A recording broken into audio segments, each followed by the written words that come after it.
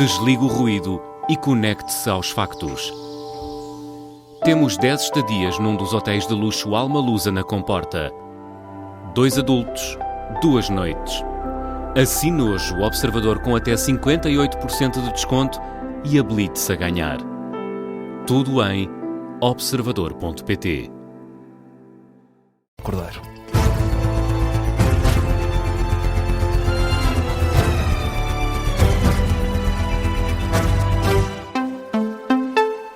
Quatro da tarde, a edição é do Miguel Cordeiro. Miguel, em destaque, Donald Trump, que avisa que se o cessar-fogo expirar sem acordo, muitas bombas vão cair. Declarações do presidente norte-americano numa entrevista feita por telefone à PBS News. Nessa entrevista, Trump foi questionado sobre o que quer das negociações em Islamabad e responde que quer, simplesmente, a garantia de que o Irão não vai ter uma arma nuclear. Em relação à possível falta de comparência iraniana neste encontro em Islamabad, Trump diz que é suposto o Irão participar e garante que os Estados Unidos vão estar em Islamabad. Mas as declarações de Trump não ficam por aqui, Miguel. À Fox News, o presidente norte-americano afirma que o acordo entre o Irão e os Estados Unidos vai ser assinado hoje. Uma revelação feita num programa de estação televisivo norte-americano. A apresentadora Maria Bartiromo diz que Trump conversou com ela por telefone durante a noite de ontem e que garantiu que o acordo vai ser assinado ainda durante o dia de hoje. A imprensa norte-americana confirma também que J.D. Vance está a caminho do Paquistão para participar nas negociações dedicadas ao conflito no Irão. Donald Trump, que foi ainda às redes sociais, especificamente à Truth Social, o presidente norte-americano escreve que Israel não o persuadiu a entrar na guerra com o Irão. No último mês, vários meios de comunicação social, como o Haaretz em Israel, ou o Washington Post nos Estados Unidos da América, noticiaram que, horas antes do primeiro ataque no Irão, Benjamin Netanyahu conseguiu persuadir Trump a avançar com esse ataque. Trump desmente nas redes sociais, diz que são mentiras das fake news. Assunto que vamos desenvolver também já a seguir no Gabinete de Guerra com a análise do historiador Bruno Cardoso Reis. Por cá, o Sindicato dos Enfermeiros Portugueses anuncia uma greve nacional para o dia 12 de maio. Anúncio feito hoje pelo sindicato, como mote a luta pela dignidade dos enfermeiros e pela dignificação da enfermagem. Falou José Carlos Martins, à agência Lusa, e aponta os motivos para esta greve. No essencial temos 3 ou 4 coisas. A primeira tem a ver ainda com resolver a contagem de pontos para efeitos de progressão na carreira. A segunda, somos o único setor na administração pública e também na saúde. Os enfermeiros são aqueles que não receberam os devidos retroativos de 2018 a 2021, é o segundo aspecto. Em terceiro, também exigimos a contratação de mais enfermeiros, que é para o público, para o privado. E a quarta matéria é que, em bom rigor, nós estamos disponíveis para que o Ministério da Saúde e o Governo venham para os enfermeiros a trabalharmos mais horas a mais baixo custo. Greve, dia 12 de maio, coincide com o Dia Internacional do Enfermeiro. A esta hora já terminou a ronda negocial no Ministério da Educação. Os sindicatos continuam a mostrar insatisfação perante as intenções de revisão do Estatuto da Carreira Docente. Estão contra essa intenção do Governo de avançar com um concurso contínuo para a contratação de professores. O Ministro da Educação escutou as plataformas sindicais para aprimorar esta medida e no Ministério está a repórter Teresa Freire, esteve durante o dia de hoje a acompanhar esta ronda negocial. Agora em direto, Teresa Freire, depois da FENPROF, o STOP também saiu da reunião a contestar os planos do Governo. Exatamente, e neste momento fala o Ministro da Educação, Fernando Alexandre, para resumir como correram estas reuniões. Vamos escutar. Para assumirmos que ele tem que ficar sempre na mesma escola, ou seja, ele pode, por razões familiares, por razões profissionais, ter interesse em deslocar-se, e nós vamos dar essa possibilidade todos os anos com um concurso de mobilidade interna, que é para aqueles que têm o vínculo e também para candidatos externos. Nos candidatos externos... O que é que muda, Sr. Ministro? Externos, salientaria o facto de poderem concorrer candidatos apenas com habilitação própria, que foi algo que nós permitimos com o concurso externo extraordinário, e desta forma nós alargamos a base de recrutamento de professores. Muda muito. Por um lado, no lugar de termos apenas um concurso nacional em várias fases, temos 2 concursos nacionais para fins diferentes. Um responde às necessidades permanentes do sistema e à mobilidade de docentes que já estão no Ministério da Educação e que podem deslocar-se para uma escola mais próxima da sua residência, por exemplo.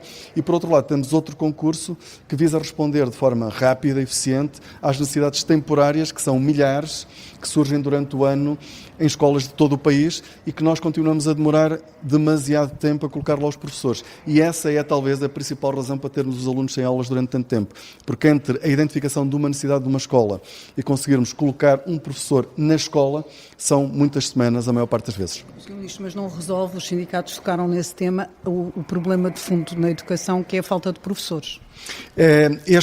Nós, ao fazermos este concurso, nós estamos a contribuir para alargar a base de recrutamento de professores. Nós temos, felizmente, em Portugal, milhares de pessoas que querem ser professores. Nós não tratamos bem essas pessoas.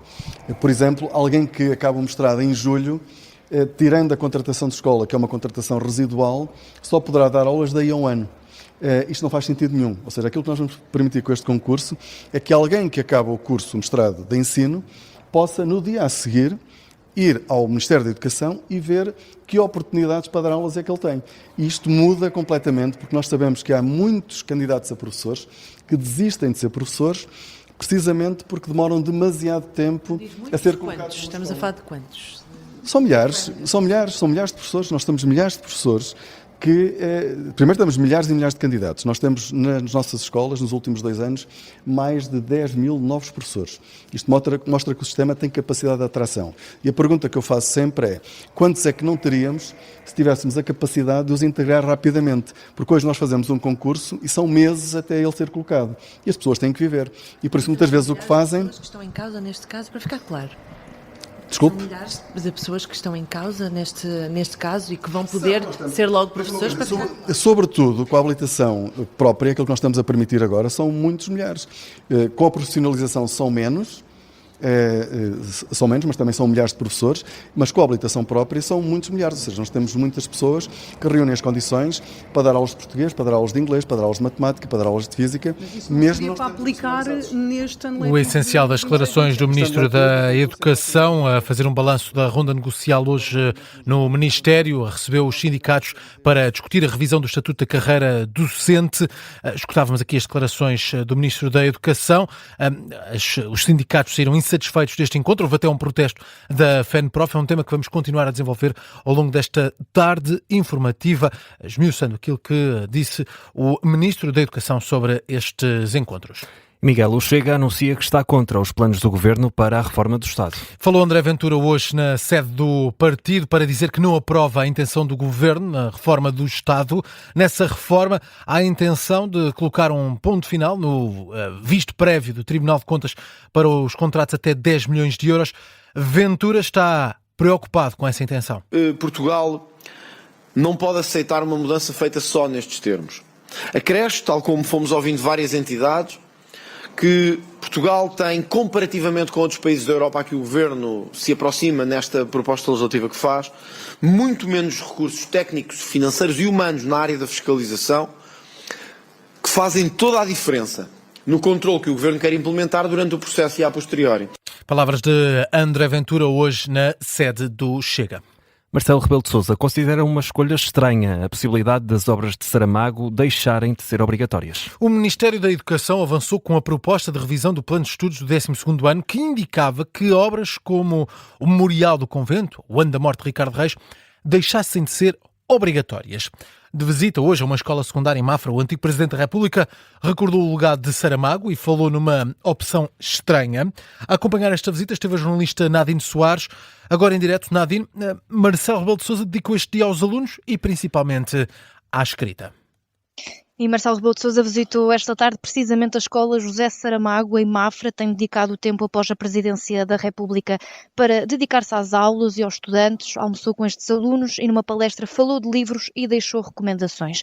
Já no final do encontro com os estudantes do ensino secundário, Marcelo Rebelo de Sousa tirou um tempo para falar aos jornalistas e admitia que é estranha essa possibilidade das obras de José Saramago deixarem de ser obrigatórias. Relembro que são obras como, por exemplo, o Memorial do Convento ou o Ano da Morte de Ricardo Reis, que eram obrigatórias no plano de leitura do 12º ano. O Ministério da Educação quer agora rever esse plano de estudos. O antigo Presidente da República lembrava o legado deixado por José Saramago e a importância de se conhecer muito bem as suas obras. No caso de Saramago, o que milita a favor dele ter fragmentos ou textos seus, não necessariamente livros, que devam ser do conhecimento de todos, é o facto de ser o único Prémio Nobel da Literatura português, e que é um bocadinho estranho que um país que tem um só prémio Nobel de Literatura acha que desse prémio Nobel não haja pelo menos alguns fragmentos que devam ser conhecidos.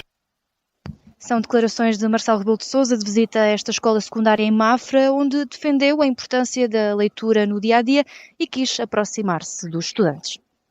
Marcelo Rebelo de Sousa continua estes dias de ações junto de estudantes. Hoje esteve em Mafra, numa escola secundária.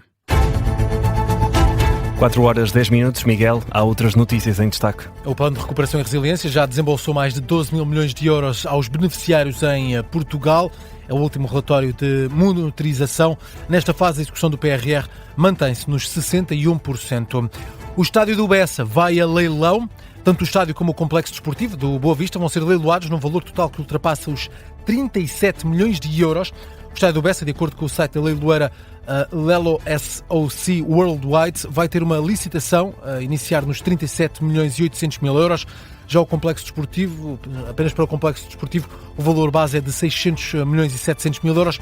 O leilão vai ser por via eletrónica entre as 9 da manhã do próximo dia 27 de abril e às 6h15 da tarde do dia 20 de maio. O património que vai ao leilão tem uma área total superior a 99 mil metros quadrados, inclui 2 espaços para estabelecimentos comerciais, um stand de automóveis e um parque de estacionamento com 3 meses. O estádio do Bessa foi reinaugurado em 2013 e recebeu os jogos do Euro 2004. É importante recordar que cerca de 30 ativos do Boa Vista foram colocados em leilão em março, depois do clube ter declarado insolvência. É o ponto final na edição das 4 com o Miguel Cordeiro.